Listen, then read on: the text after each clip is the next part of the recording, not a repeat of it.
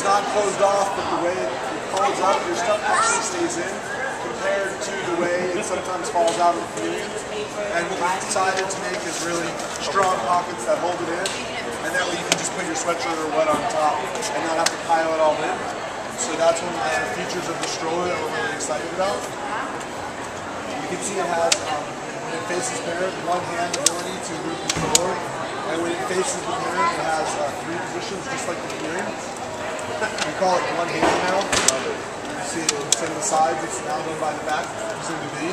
Also with one hand, it also has memory locks on the handle, so you can actually, with one hand, take the handle seat out and reverse it. So this shows you how the baby faces the world. In this position, there are only 2 positions. It does not fully recline, because when the kid gets older, they're not typically fully reclining.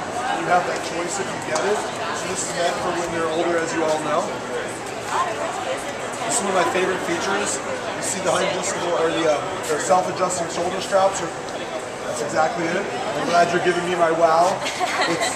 It's one of those things where all the pieces of the stroller fit. It's part of our design principles. And you say, wow, that just seems so easy. But I'm glad Arnaut's not here, because I don't want him to know how long it probably took to do that. It's not close to easy. But when you see it and it makes total sense, you say to yourself, why don't all strollers do that? Well, ours does, and those are things that we continue to improve and invest in. What? Newborn suitability. So, thank you. Just like your chameleon and the frog, as you know, it is transitions to a bassinet. And in this regard, you can see how the bassinet is facing mom.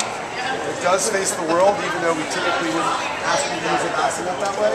And you can see your brand new baby first day can go to Target with you and make it out. So improved ability on the apron, which used to be kind of a difficult piece to use. The accessibility has been improved.